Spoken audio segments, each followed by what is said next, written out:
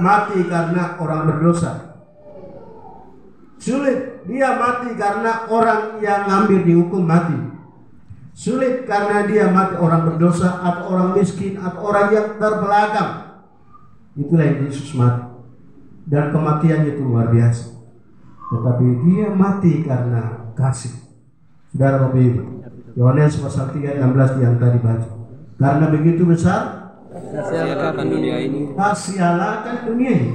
Besarnya kasih Allah itu bagi setiap kita, bukan saja kita orang Papua, bukan saja untuk orang Kini, bukan saja untuk salah satu suku, tetapi kasih Tuhan itu berlaku untuk semua orang yang ada di dunia.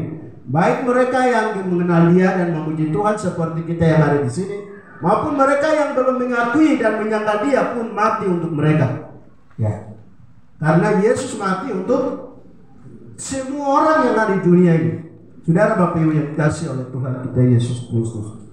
Jika kasih dan pengorbanan itu berjalan di depan, maka ada hal-hal yang mengalami dan menumbuhkan dalam diri kehidupan kita. Kasih dan pengorbanan itu dikedepankan, berjalan di depan, maka terjadilah keselamatan, terjadilah penebusan, terjadilah pembenaran. Itu terjadi karena apa? Terjadi karena ada kasih dan pengorbanan.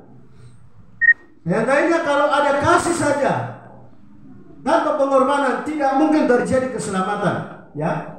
Tidak mungkin terjadi penebusan, tidak mungkin terjadi pembenaran. Karena itu kasih dan pengorbanan itu tercipta dalam diri Yesus Kristus sehingga kita telah diselamatkan, ya.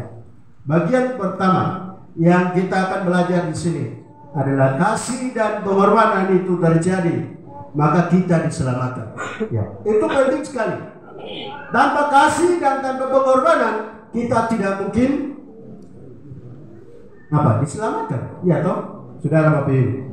Dalam bagian itu kita melihat di mana Yesus mengalami hal yang sama. Di situ di mana Yesus meminum anggur asam. Ya, dia tahu itu. Tetapi kenapa dia berani sekali untuk minum?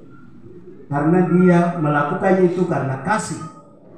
Karena cintanya terhadap orang berdosa sehingga dia mengalami atau melakukan hal itu dalam dirinya sendiri.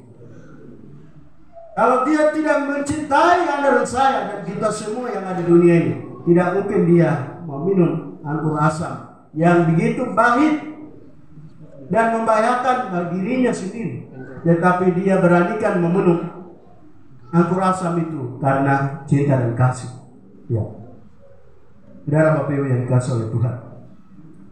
Ada sebuah cerita yang keluar di sebuah media bahwa ketika seorang laki-laki dan perempuan, mereka dalam berpacaran sudah 10 tahun, hampir menikah, tetapi karena putus cinta, akhirnya apa? Dia bunuh diri atau minum racun dan mati. Ya, karena apa? Mati karena apa? Cintanya diputus. Ya, saudara Bapak Ibu. Yesus mencintai Anda dan saya bukan karena orang benar, kita bukan karena baik, tetapi karena orang berdosa dan kita hidup di dalam dosa dan jauh dari Tuhan. Itulah sebabnya dia mencintai kita. Pada akhirnya juga dia mengorbankan diri karena cinta terhadap orang berdosa, bukan cinta kepada orang baik.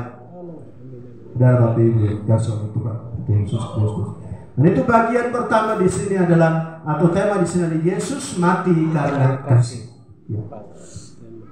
Saudara Bapak Ibu, kasih yang dikerjakan oleh manusia adalah setelah dia kerja itu harus dibaliknya juga dapat kasih. Ya. Siapa yang duluan ada di depan, ya, terhadap masalah, ya masalah. Jika saya dipukul atau saya ada masalah, ya, maka ada satu orang yang harus bicara mewakili saya. Setelah itu selesai itu dan saya juga harus ingat dia begitu. Ya, tidak mungkin, ya. Itu manusia. Kasih dari manusia ujungnya adalah kasih. Harus balas dengan kasih. Tetapi kasih daripada Tuhan Yesus dan dia mati adalah kasih yang cuma-cuma Tuhan kerja bagi kita. Bagian pertama dalam bagian ini adalah kasih dan pengorbanan mengantarkan keselamatan bagi kita. Kita diselamatkan di dalam kasih yang besar itu. Dia mengasihi kita dan dia itu Allah, tetap dia menjadi manusia dan turun ke dunia. Pada akhirnya juga dia mati di kayu salib sehingga kita diselamatkan, ya. Mari kita belajar dalam Efesus. Apa yang Allah kerjakan? Efesus pasal yang kedua, ayat yang kelima.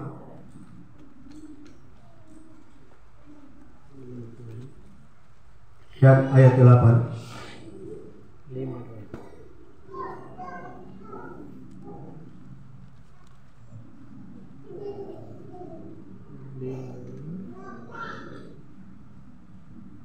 Memang terlalu kamu.